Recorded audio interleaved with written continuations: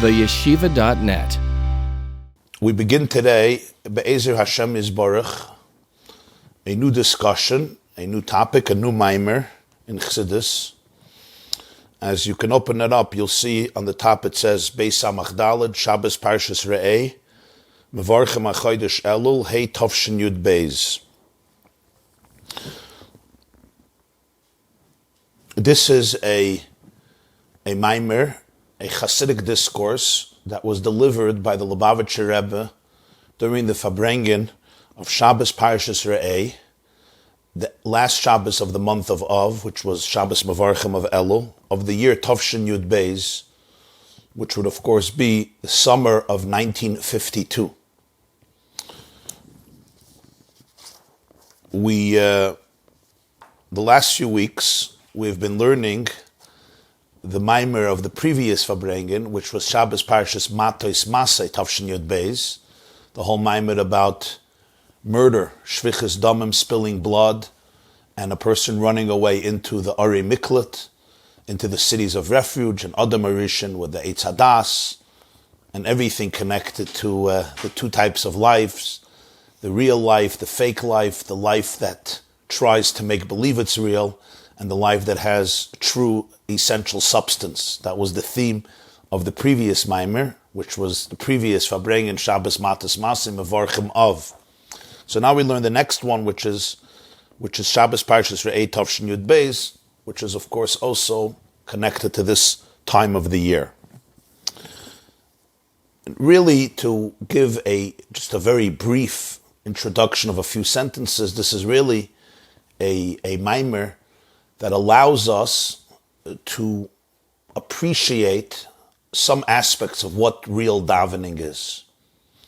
As you know, davening, prayer, is something that is so essential to Judaism, the fact that we do it 3 times a day, and yet very often, davening is very hard for us. For many people, it's just seen as an exercise in boredom, monotony, or just something, you do by rote and get it over with.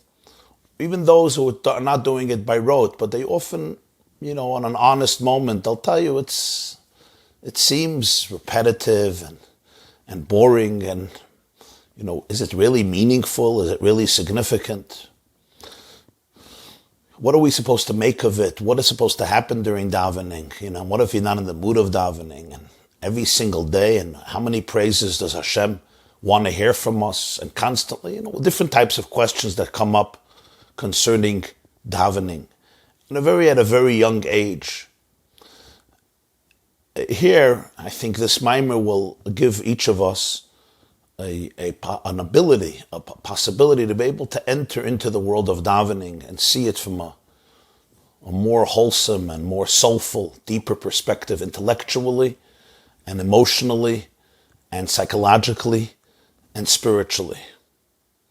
And realize how it's really the daily exercise, the daily battle for transcendence, for truth in a person's life.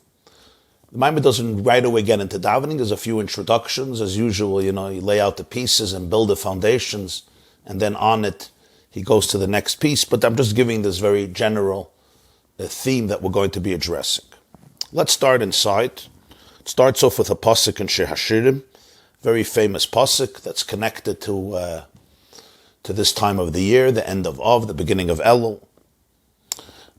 Or getting, not yet the end of Av, but, getting closer to the second half of Av. It's a little bit of a longer Maamar, so next week is Parshas Reah, so I thought we'll start this week. So hopefully we'll finish around that time. Thank you. So he starts off with a pasuk in Shir Hashirim, Perek Vav. The pasuk is well known. Ani Ledodi v'Dodi li haraya b'Sheshanim. This is from Shir Hashirim, Perek Vav, pasuk Gimel. That's the Song of Songs, chapter 6, verse 3.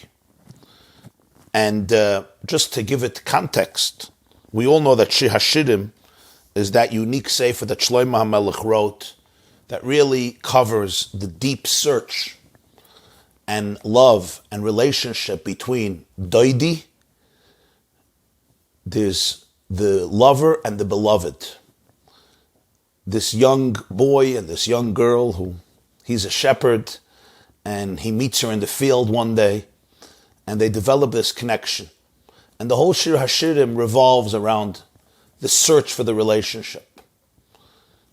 And this relationship is filled with obstacles. Everyone is trying to ruin it. And they themselves sometimes undermine it.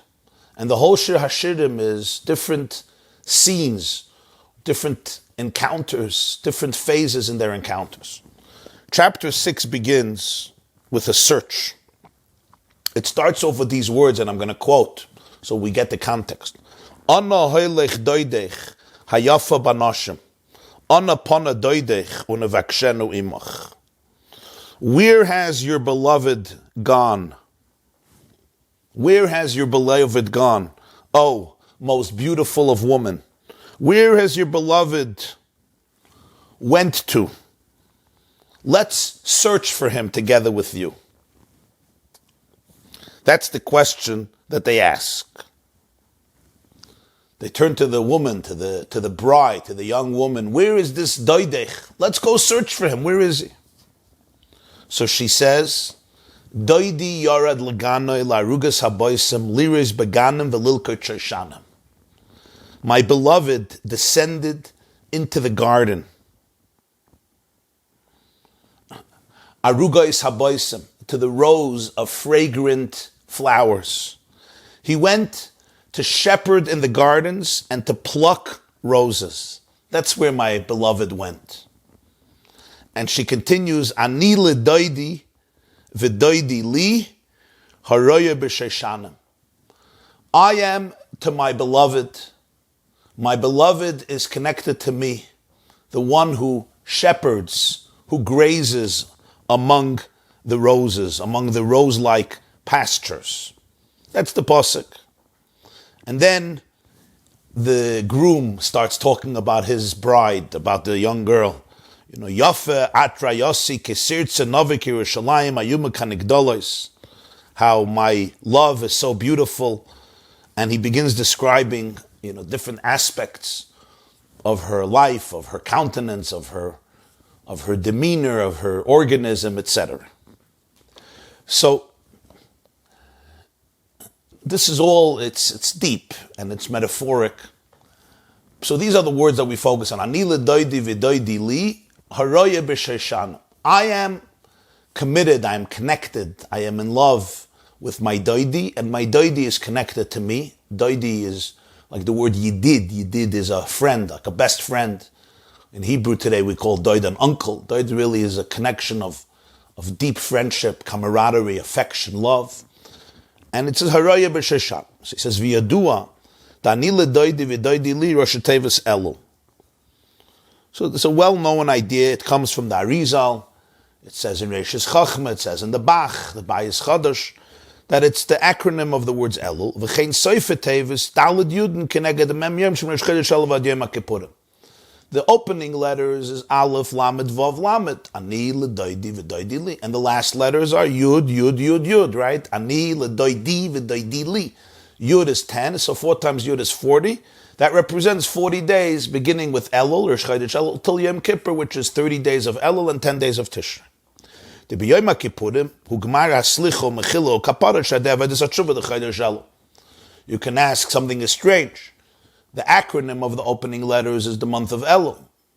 The last letters represents another 10 days till Yom Kippur. Where did you get another 10 days? He says, because Yom Kippur is the ultimate atonement and forgiveness, which happens through the avodah of tshuva throughout the month of Elul.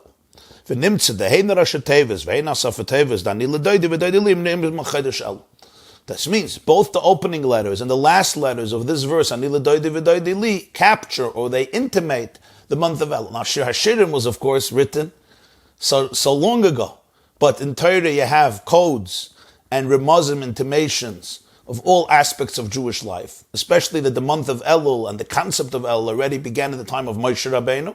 So even though the pasuk is talking about a relationship, but in that pasuk, the Achronim, the Mekobolim, in the Middle Ages, saw this as a remes for Elul.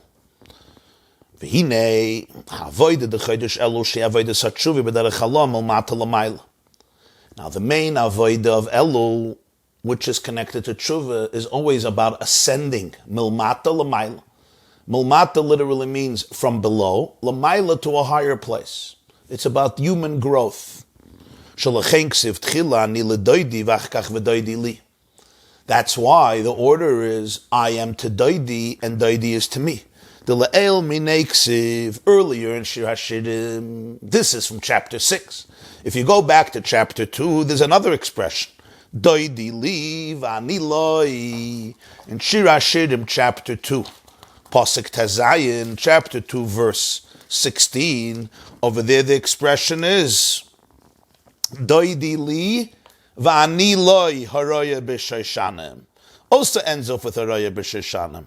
But basically she's saying, Doidi, my beloved, is mine, he belongs to me, and I belong to him, the one who grazes among the roses. Here the expression is the opposite, not doidi li v'ani loi, but ani ledoidi v'doidi li. What's the difference? The difference is who's initiating the connection. Sometimes the connection is being initiated from ani, from me, and sometimes the connection is being initiated from doidi, just like we know in relationships. Sometimes you initiate it, you're striving for it, you're running after it, you're pursuing it, and sometimes, no, you actually could be apathetic and indifferent. You may actually be living in a narrow orbit, but rather the other one, the one who is crazy over you, the one who cherishes you so much, persists. They believe in you even when you don't believe in yourself. So there's two different phases in life. There's ani ledoidi v'doidi li, that's in Perek Vav. Earlier in Perek Beis is doidi li v'ani loi. They both finish the same, haraya b'sheshanim. What's the difference? So the Maamar says the difference is the le'el minei ksiv doidi li v'ani loi shehu milmayla lamata. Doidi li v'achakach ani loi. First doidi, and then I respond. I cannot refuse and stubbornly abandon and be indifferent to such a powerful opportunity. In Zohar, there's an expression, isarusa de la'ela, meaning an arousal from above and an arousal from below. Both get inspired, but who begins the process? Doidi li is the arousal, the inspiration comes from above. Ach bepasuk zeh shebay meduber edes havodas chodesh elu ksiv be'ani ledoidi v'doidi li dainu milmata l'mayla b'sarusa de l'sata sarusa de la'ela. Here it's a different avodah. It's not this iris, the arousal, the awakening doesn't begin above, it begins below. Ani ledoidi, I reach out, I am committed to you, and therefore there is reciprocity. Always the question is, and remember these words, does it begin with hisarusa de la'ela? Does it begin with hisarusa de l'sata? Two different experiences in life. One is, I'm sitting on the couch, or I'm doing my own thing in different ways, however you want to describe your own thing. But there is something that is inspiring me, something that is intriguing me, something that is arousing me, something that is awakening me. Even though I, on my own, left to my own devices, I would be forlorn. And that is what gets me. And then there's sometimes the opposite. Isarusa de l'sata, I'm actually the ambitious one in the relationship, I'm pursuing it.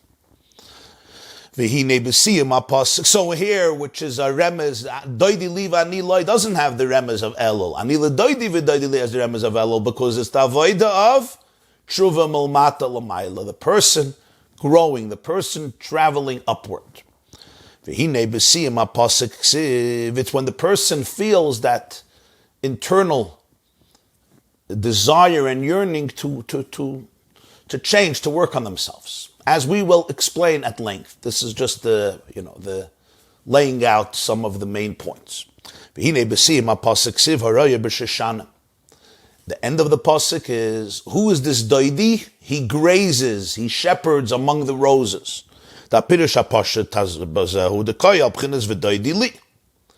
Literally, it's referring to my doidi, v'kavanas hakosov. The mulvad inyan ani ledoidi v'doidi liyeshna inyan noisav doidaya b'sheshanim v'tzarech lavana inyan b'zeh. The pasuk seems strange. I am committed to doidi. I love my beloved. My beloved loves me too. Afterwards, and then we start talking about the fact that he's a shepherd and he grazes his flock among roses. Okay, it seems like, what's the point here? What is this pasuk trying to add? What's the sequence?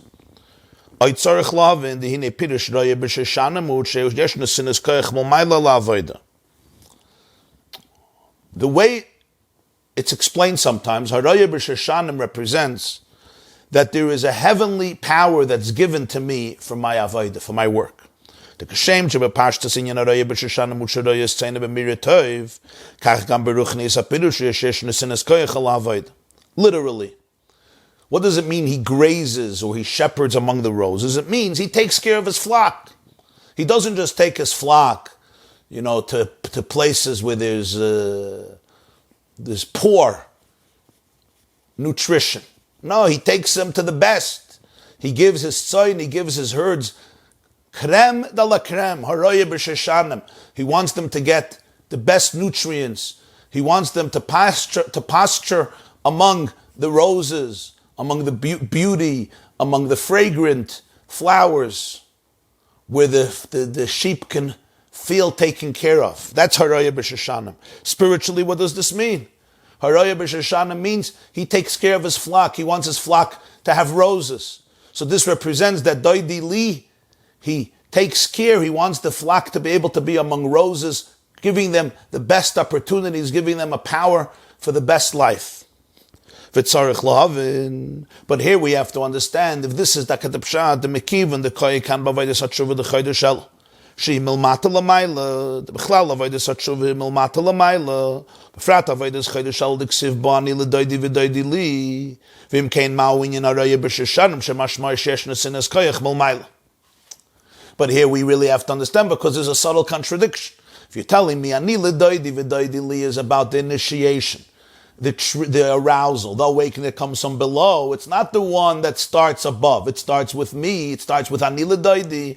Haraya b'Sheshanim is actually saying, no, he is the one who is empowering the flock, grazing the flock shepherding the flock among the roses, which represents the fact that he is the one who is giving them the koyach, giving them the energy, giving them the strength, awakening them, showing them how powerful this relationship can be. From here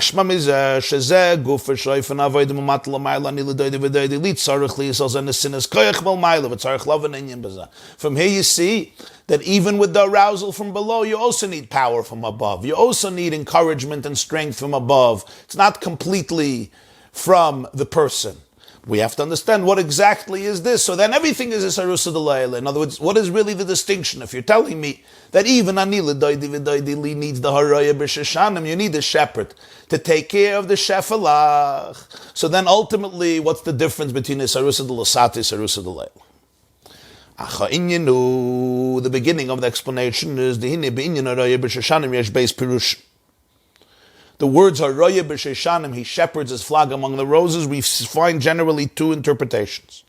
Pirush Aleph, one is Kedisa b'Zoyar. It says in Zoyar, this is the introduction of the whole Zoyar. Ma Sheshana is b'treiser alin, uf Knesset Yisrael, is b'tleiser mechilin derachami d'sosrulin mikol sitra. The Zoyar says that the rose has 13 petals. We know it as the 13-petaled rose. There are the roses that have 13 petals. Says the Zoyar, just like the rose has 13 petals, 13 leaves, Knesset Yisrael also has 13 chambers of compassion that encompass it from all sides, just like the petals of the rose. You have the stem of the rose, and then you have all of the petals surrounding it. The Knesset Yisrael is also a 13-petaled rose. And this is known as the 13 attributes of compassion.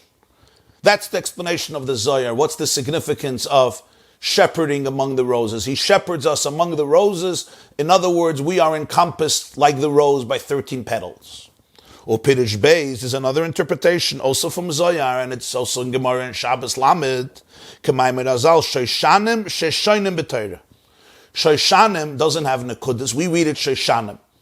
Shin Shin Nun Yud Mem, you can also pronounce Sheshoinim. They learn.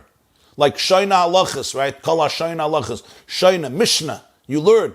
Sheshoinim is they learn. Ulafize Yud Gimel Alim, Hem Yud Gimel Midas, Shatayr Nedreshes Behem. Now the 13 petaled rose is the 13 middas through which we expound the Torah. Every morning, right before davening, before Haidu, we say, Rabbi Yishmael Omer, remember? B'shloish esrei middas, ha-Torah nidreshes behen. There are 13 methods through which we expound on Torah. This is the formula that Moshe Rabbeinu gave the Jewish people, through which we can deduce all of the halachas of Torah. Because the text of the Torah is limited in the sense that it only addresses certain situations, and even those situations very briefly. So how do we apply halacha to all different situations in life that will spring up throughout history? You have a text, but a text by definition is a limited text. It may contain guidelines and blueprints and directives for thousands of years, for eternity. But you have to know how to unravel the text, how to use this text as a source for a legal question or another type of question in subsequent years. So this is where the Shlosh Esrei Midas come in. Moshe Rabbeinu gave the Jewish people not only the text of Chumash, he also gave them the formula of how to learn Chumash, how to deduce Chumash, how to unravel the text, how to excavate the text, how to deduce from the text the applied laws in different situations and circumstances that have not been addressed explicitly in the text, or even new situations that will come up that couldn't have been addressed in the text because they weren't part of that period, that milieu of history. These are called the Shlosh Esrei Midas. And we go through them every single day. It's from Toras Kohanim, the beginning of Toras Kohanim Vayikra, which is the main medrash on Sefer Vayikra, and it begins with this Kal V'Chaymer, this Gzeir Shavah, this Binyanov, this Klal Prat, this Prat Klal. Right? You remember, Davar Shai B'Klal V'Yotzam Min HaKlal. Till the last one, Shnei Ksuvim HaMakchishim Zeh Chav Yakasu Hashish V'Chrei B'nei. Now, these 13 formulas, as you can imagine, are loaded, meaning they really capture the formula, the methodology of how to learn. So the Rebbe says, these are the two Shoshanims. There are two 13s. There's the Yud Gimel Midas Harachamim, the 13 petaled rose, the 13 attributes of compassion. That's one dimension of the rose. And then there's another dimension of the roses, Shoshanim, from the word Sheshoinim, because the Torah is also comprised of these 13, the 13 petaled rose. And of course, as you can probably guess, the Yud Gimel Midas Shatayr Nedreshes Ben, parallel the Yud Gimel Midas Harachamim. You say, what in the world is the connection between 13 attributes of compassion and 13 methods of learning? But they really parallel each other. The Shalah even writes that the 13 principles of faith, the Rambam famously gave us the 13 animamins, the Yud Gimel Ikarim, the 13 fundamentals of Jewish faith. Many people say the animamin every day goes through all the 13. It's also a reflection of these 13 Midas Rachamim and 13 Midas Shatayr Nedreshes Ben. And it's interesting, it's called Yud Gimel Midas Shatayr Nedreshes Ben. Even though it's not Midas, it's not emotions, it's intellectual formulas, it's the methodology of how to learn Torah, of how the sages can really interpret Torah. But it's called Midas, which means measurements. There's a beautiful word from the Noyam Elimelech. The Rebbe Elimelech of Lezhensk writes in Noyam Elimelech, listen to this. He says, Rabbi Shmuel Leimer, B'shloish esrei midis ha-Torah nidreshes ben. So he says, B'shloish esrei midis ha-Torah nidreshes. Only somebody who cultivated the 13 midos harachimim in their life, this is a person who can expound on Torah. Ha-Torah nidreshes. In other words, somebody who has mastered in their life all of these 13 attributes of compassion, Hashem, Kel, Racham, V'chanan, Erech, Hapayim, Rav Chesed Vemes, Noitzah Chesed Alav, which we also say in the morning by Tachnon. You b'shloish esrei midis ha-Torah nidreshes. Nidreshes is actually passive. It's a passive expression. When you have these 13 midis, the Torah darshan sich. Now the person has that ability to be able to, that Torah flows from them, that the energy that comes from their soul can actually be the energy of Torah. So these are the two interpretations in the Shoshanim and the roses. The Beis in Yanim Melody Gilma the Sarachim Vidim in the Shatan Nidrashas Bemum Beza Fane Aveda the Torah Tefillah. These two roads of Shoshanim represent the two pillars of Torah and prayer. The 13-petaled rose representing the 13 attributes of compassion, that's part of the Tefillah. That's part of davening. It's the essential component of davening. The second idea of the rose, from the word Shoshanim, Sheshoinim, the Yud Gimel Midos, Shatoyra Nidrashes Ben, this is obviously the world of Torah, of learning. Nimtze the Shira Kasavu Daidea Mida B'Shoshanim. Hainu Anisinis Kayach B'Beis and Yanim the Torah Tefillah Daizia Avodah Dani Ledodi V'Doidi Li. If so, we now come to the next layer of understanding the pasuk. Ani Ledodi, I am committed to my beloved. V'Doidi Li, my beloved is connected to me. Haroya B'Shoshanim, he gazes his shepherd. He grazes and shepherds his flock among the roses. This is both the divine empowerment for Torah and the divine empowerment for Tefillah, the two interpretations in Shoshanim. And only through the Raya B'Shoshanim can there be the Ani L'Doidi V'Doidi Li. To explain all of this. What are we talking about? This is all just facts, so to speak, the setup. What is the explanation in this? In a Beis, in Yonim Hanal the Torah Tefillah, in Beis, Efanu Udrachi Avodah Deleil, Avodah Malmata Lamayla, Avodah Malmayla Lamata. Judaism is really based on these two pillars. There's Torah and there's Tefillah. They're not just two different things you do. You daven and you learn. That's, of course, the basic idea of it. But Torah and Tefillah represent two dimensions of life, two paths in life. There's the avodah that's milmata l'mayla and the avodah milmayla l'mata. Milmata l'mayla means I begin on the bottom, so to speak, and I climb the ladder upward. Milmayla l'mata is the opposite. It's a flow from higher downward. It begins on top of the ladder and it flows, it descends downward. The Torah hi milmayla l'mata, utfila hi milmata l'mayla. Torah represents an energy that comes from above and descends below. Tefillah represents an energy that begins below and ascends upward. Now, what does this mean? It sounds like semantics. You begin above and you descend downward. You begin below and you ascend upward. What does this really mean? What does it mean?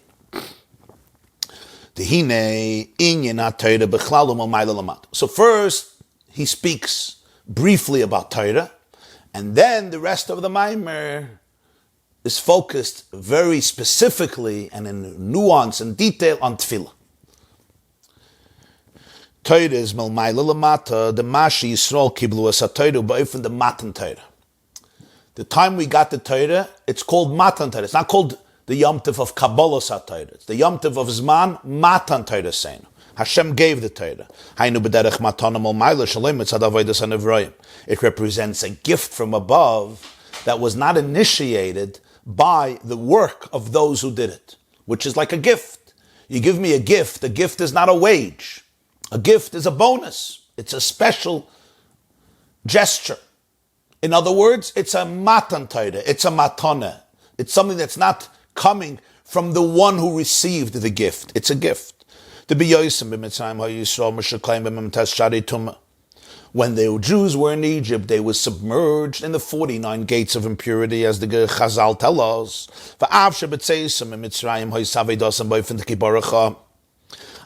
And he says in Yiddish, he said it all in Yiddish, but this is written in Yiddish because of the flavor of Yiddish.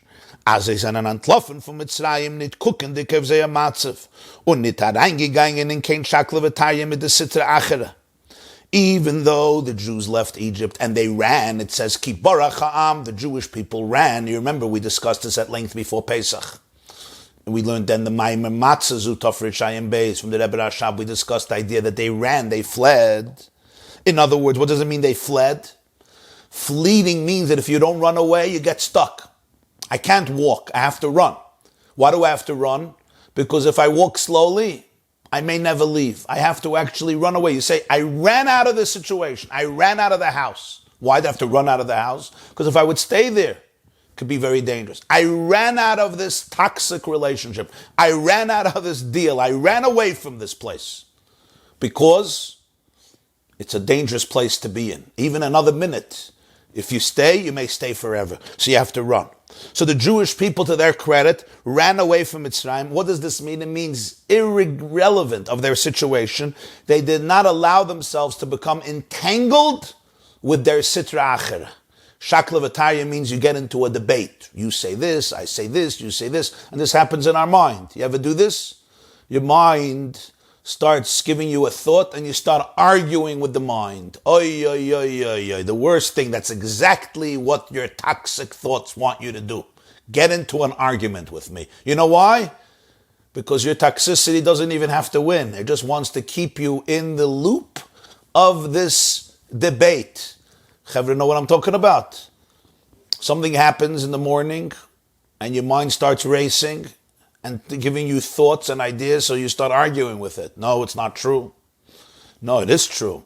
No, it's not true. And then you start bringing statistics and you start bringing proofs, and the toxicity is loving every minute, because the main thing is you're schlepped down, your energy is now depleted, and you're now in this hide and seek game, You're busy in this orbit arguing if it's true or not true. The whole argument is just here to get you stuck. This is not an argument coming from a place of empowerment. We think we're going to convince our toxic voices that we're right, and therefore it's going to let you be alone. It's going to leave you alone. It's the other way around.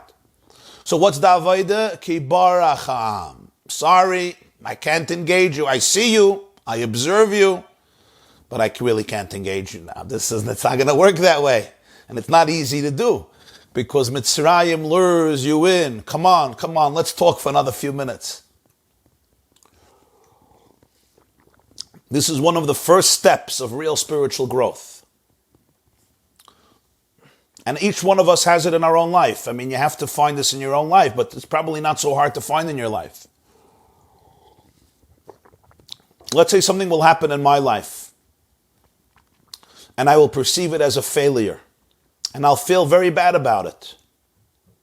And the brain does not stop talking about it. The thoughts say, so you failed.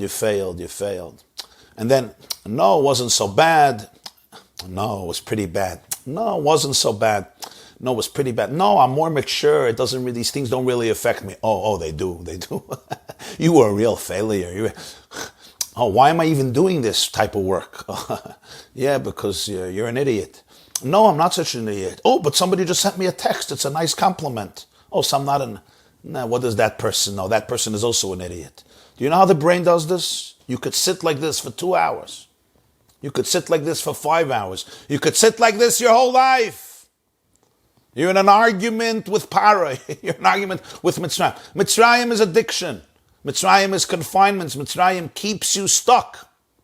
What do you have to do? Ki varacham. That's why it says it in Yiddish, you understand? This is an antlaffen for Mitzrayim, nit kuchen de kavzei. You don't run away from Egypt because you're a perfect guy. You run away from Egypt despite that you're imperfect. Despite that a part of you never ran away. Because if all of you would be out of it, you wouldn't have to run, you could walk. The reason I have to run is because a part of me is not ready to leave. Because a part of me is toxic. Do not get entangled with your sitra achera. No debates. Sorry. I'll debate those who want to see my success. I will not debate those who just want to keep me in a debate for eternity in order to paralyze me. I'm happy to debate if there's going to be a resolution to the debate in an hour. But if this debate is going to go on for the next 99 years, sorry, I don't have time to show up. I got a life to live and a world to change. That's the key. If you're having an argument with your mind that's going to be solved in a half an hour, no problem. But those are not the arguments you're having. Those arguments is, there's a thought like this, there's a thought like this, there's different perspectives, let's figure it out, and we'll learn for the next time. Sometimes a business meeting, people meet, they discuss something that happened, and the focus is the future. What do we learn from this? How do we make amends? How do we go there? That's fine. That's fine. But when the purpose of the debate is not the resolution, the purpose of the debate is that your mind does not want to give you peace. There are voices in me that want to keep me lured into this orbit. So I should remain here. I should never be able to flex my muscles and get out. Now, you have to run away. And this is represented by the Jewish people. It says they ran from Egypt, kivaracham. Because the obvious question is they didn't have to run. Paro gave them permission. The pshat is, even if Paro gave them permission, they still had to run because there was a little Paro inside of them. And when there's a little Paro inside of me, as fast as I run, Paro is running with me. And because he's running with me, therefore, I have to run because there's a part in me that wants to keep me trapped and confined in the Meitzarim of Mitzrayim. Even though there was toxicity in full intensity, they still had the courage to run. And then there were 51 days till Matan Torah. And this is known as the era of Syria. Rabbeinu Nissim at the end of Pesachim, the Ran says, B'Shem Medrash Haggadah, She'inyan Sfiras Ha'omer U'Lezeichem Asher Safru Yisrael Azasiyam Mad Matan Torah. The reason we count every year 49 days is because the Jews were counting the days from leaving Egypt until Har Sinai till Matan Torah. The Mizem moving the Gam B'Shana Rishayna, K'shayotzu Yisrael Mitzrayim Hoysa Ha'avayda the Sfiras Ha'omer.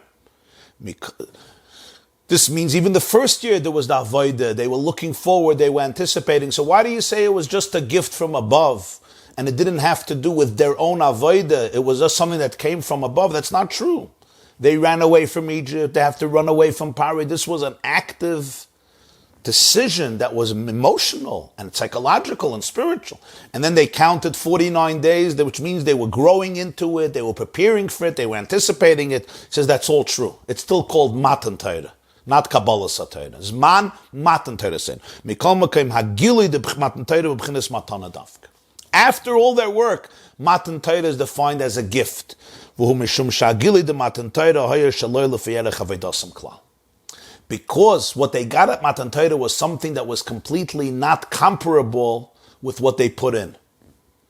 The Av Shais Avodah the Berichim Mitzrayim Avodah the Sfiras Ha'omer Mikol Makom Efshar Shad the Avodah Zu Yagi B'Meshech Nun Aleph Yomim Bolvad Me'Ashikur B'Memtes Shari Tumel Agili the Matan Torah the Vayered Avaya Larsini V'Emer Anoich Avaya Lekech. They did work. They did a lot of work. They ran from Egypt, no small feat.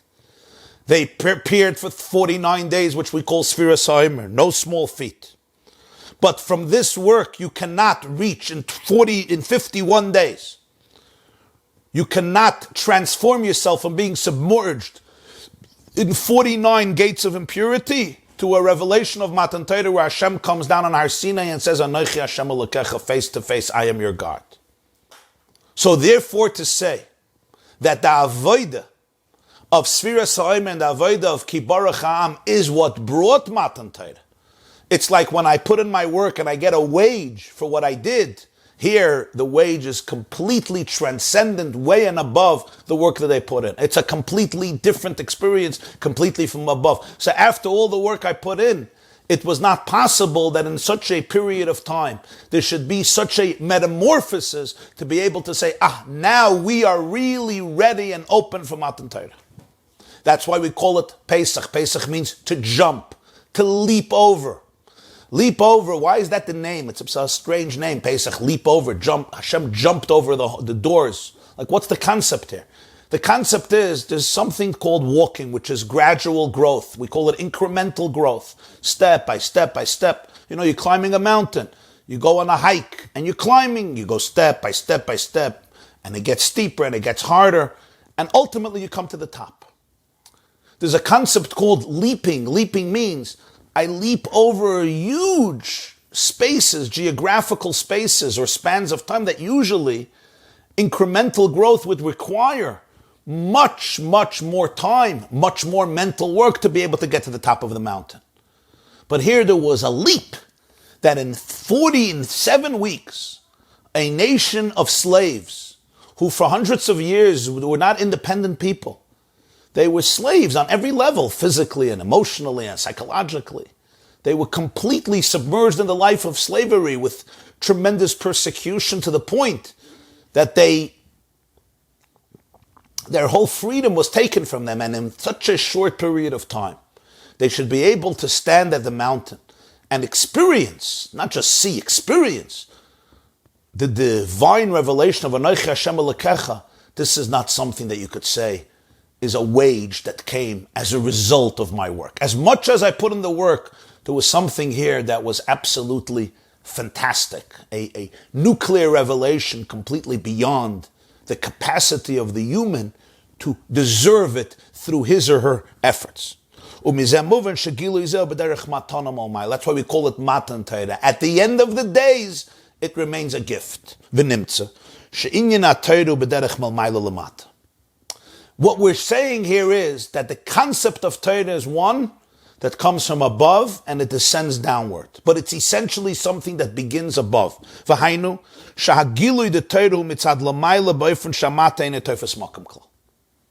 The concept of Torah is God communicating his infinite wisdom and truth to the person. Irrelevant where the person is. Irrelevant where their space is. ולכן, גם כמו שהתורה נוסה ויורדה כמה מדרגות עד שנסלבש שבעניינם גשמי. ובטיינס של שקר, מכל מקום, הנה בכל המדרגות שנסלבש בהם התורה. גם במדרגות היותר נמוכות, פועלת בהם התורה, בחינס ביטל. What does it mean to learn Torah? Just that this is true by Matan Torah the first year, it's true about Torah throughout history. What does it mean to learn Torah? It's irrelevant where I'm standing in life. Torah is actually God speaking to me. That's what Torah is. That's how Jews understood the concept of Torah. When I'm learning Torah, Hashem is communicating to me. How much do I hear? Oh, different people are in different spaces. Some people have a lot of static. Some people's antennas are more fine-tuned and they can absorb it. We all know you can hear the same shiur a year earlier and a year later. You heard a different shiur. Why? There was less static. You can hear things more. You can absorb things more. So Torah is really divine communication. It's divine wisdom.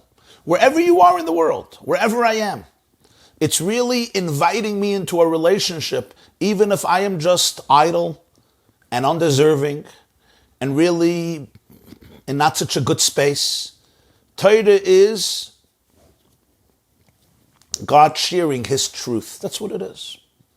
It's literally reaching out. It's the hand that reaches out, milmaila, from upward, and it goes downward. And the Torah, as we know, has descended because the Torah deals a lot with. The Torah is divine wisdom, but it's manifested in material ideas. Most halachas relate to the material world, whether it's money or it's grain or it's wool or it's wood, any aspect of halacha. And sometimes the Torah will discuss lies. You'll discuss Reuven and Shimon come to court. They're having a disputation about $1,000. Reuven says this, Shimon says this.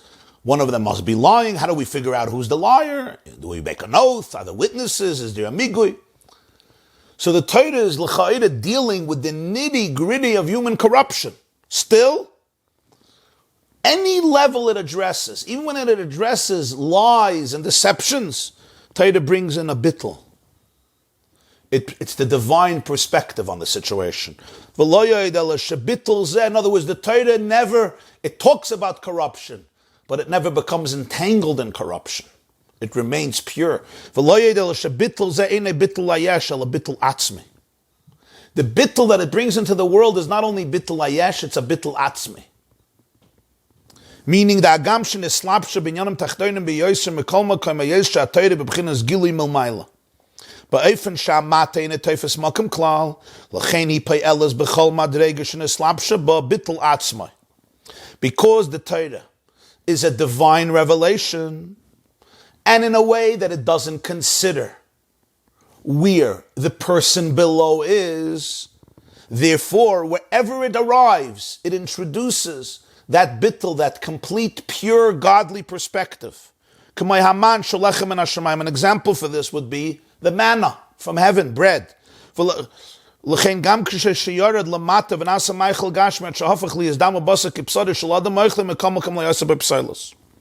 Gemara says in Yuma that the Jews didn't have to go to the bathroom when they ate the man. Why? The food, its nutritious value and quality was throughout. There was no part of it that had to be separated and ejected from the human system. Usually when we eat food, bread from earth, there's the part that could be converted into the bloodstream. There's the part that's converted into glucose. There's the part that's converted into fat. And then there's the part the body says, I have found no nutritious value and therefore I have to eject you. This is called the psoilus. The leftovers, the dirt. And that's why the person has to move their bowels. That's the system the Rebbeinu Shalom created for humans, for animals, for living organisms. The man was bread from heaven. It has no psoilus. But 1 second, I'm eating it. And my body is taking it apart, and my body is digesting it, but it still remains heavenly bread. Even though it becomes human bread, human fodder. And the human in some ways is an animal. Nonetheless, the man retained its pristine qualities even when it was digested by a person. Torah is a metaphor for that, because the generation that received the Torah was the generation that ate the man. The Gemara, the Mechilta says, the Torah was given precisely to the generation that ate the man. It remains heavenly bread. V'chein gam b'Torah. Sh'liyosef b'b'chinas gilui milmayla lechem min hashamayim. L'chein gam b'yiridasa l'mato b'slapshusa b'dvarim gashim b'tainis shel sheker. Mikol m'kem b'b'chinas bittul atzmi. Torah is man. Torah is heavenly bread. It's divine energy. It remains pristine. It can go down. It can descend. It can be digested by people. And it can be discussing corruption. Much of the Gemara, much of Halacha deals with lies, with deceptions, with delusions, with trickery, with civil strife. But the Torah doesn't assume the dirt of the corruption. Why? It remains heavenly bread. Because it's the divine perspective on life. It's wearing those glasses that are immune to the corruption, even though I could see everything. And I'm talking about it, and even telling you how to deal with it from a halachic perspective.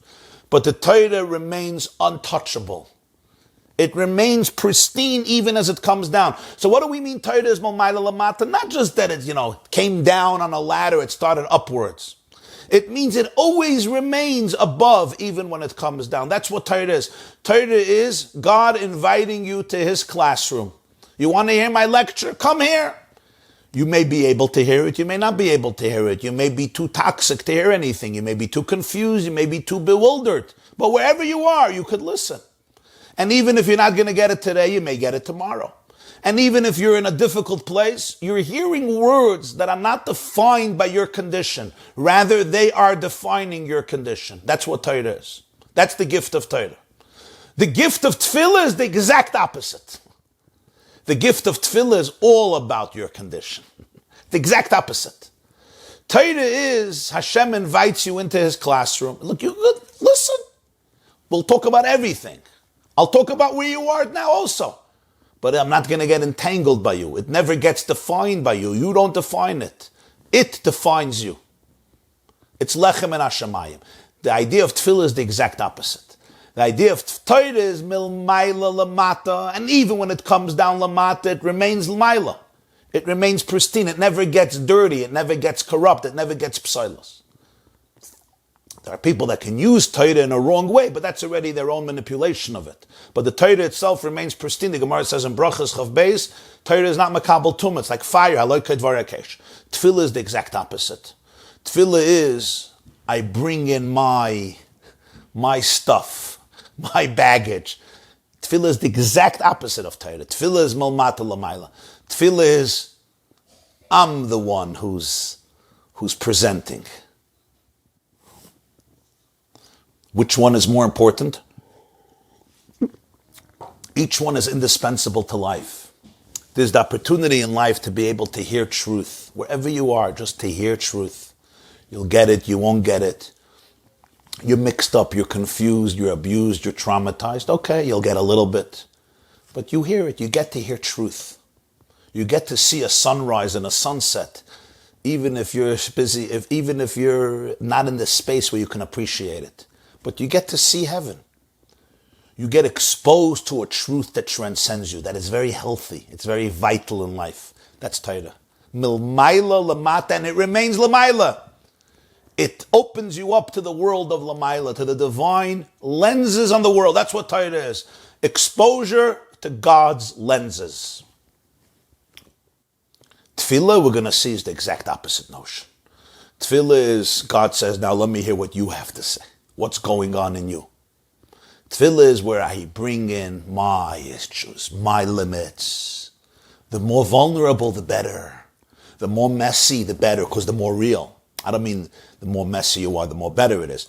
I mean the more messy, the more real. A therapist once told me,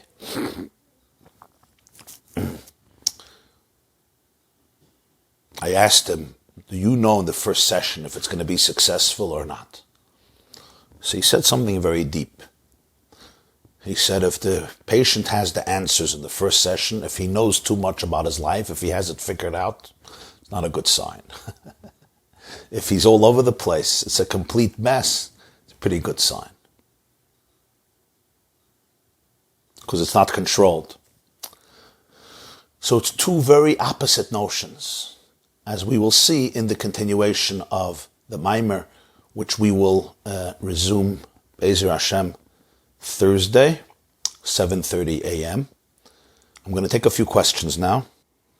Somebody is quoting here from Lekutei Torah Parshas Tzav that Sfiras HaOmer was Isarusa de Lasata. Yes, that's true.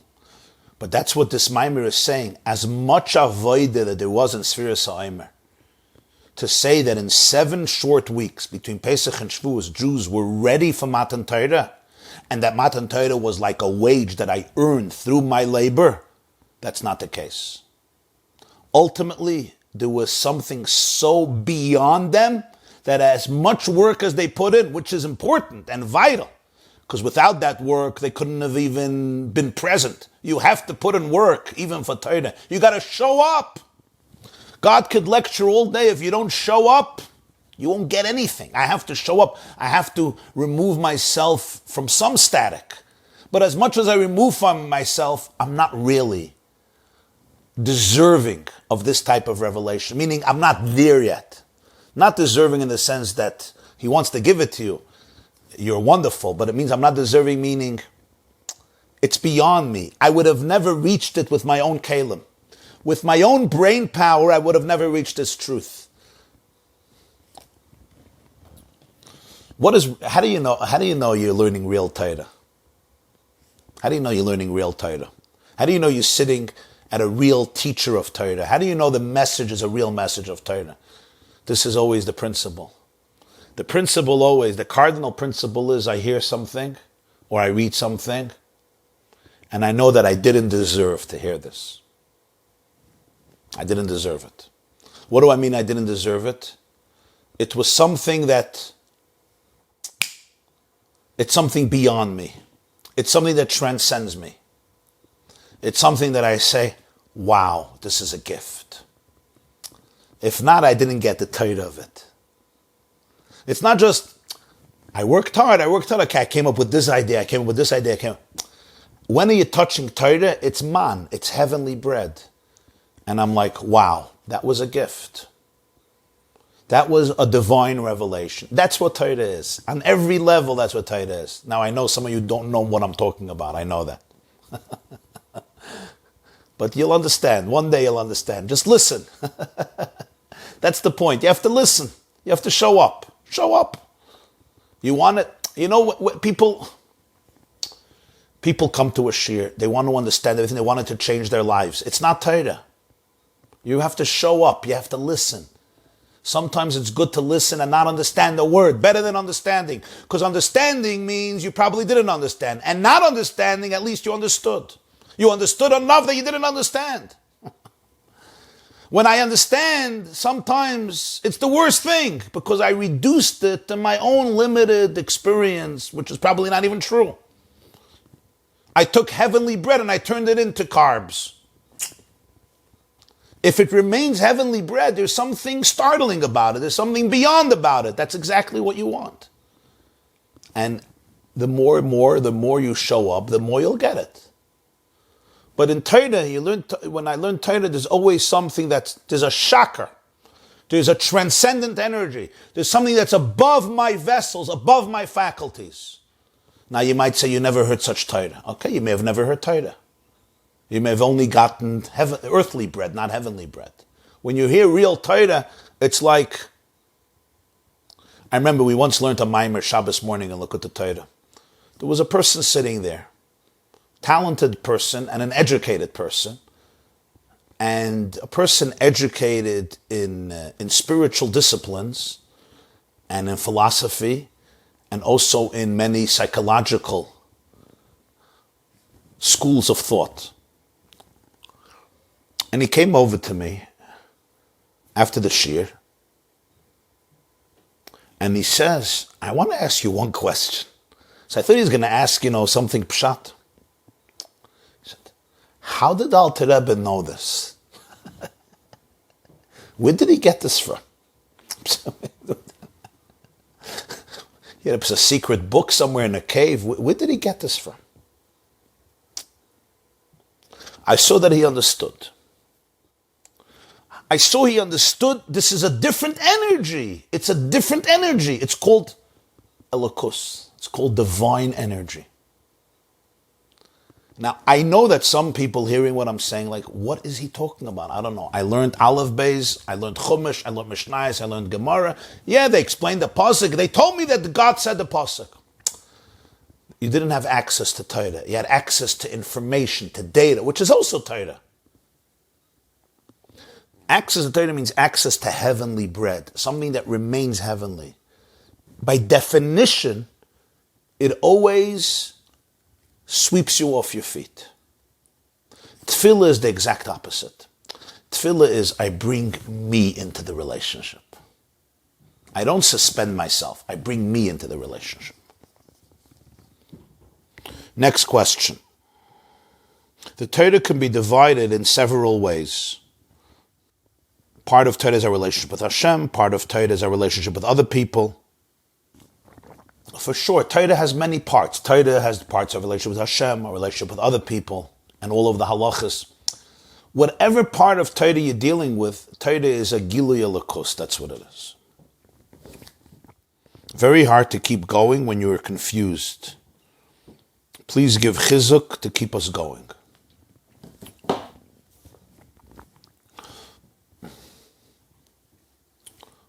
That's why we learn together and we try to be mechazik each other.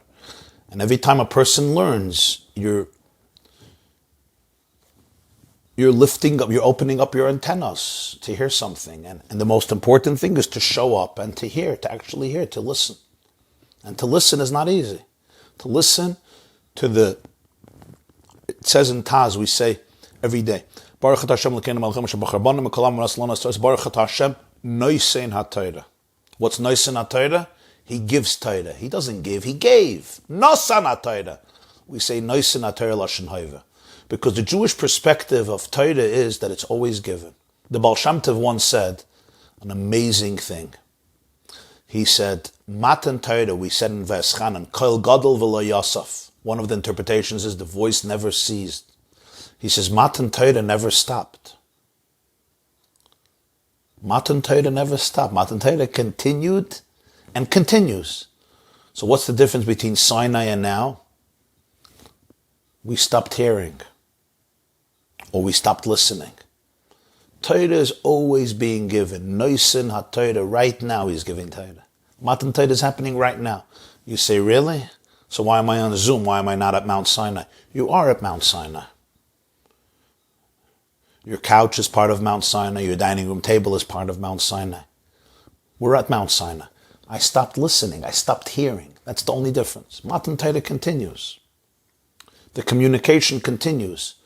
But if I have so much static and so much disruption in my brain, I can't hear. So what is Torah? Torah is suspending everything, clearing up my system, and just tuning in to the divine lecture. That's what Zoom is. You got to zoom in. You got to zoom in. You got to zoom in to the energy. And it's always there. It's flowing. It's flowing. It's flowing. The question is, how much static do I have? So what is Torah? Torah is always that heavenly flow, that heavenly perspective.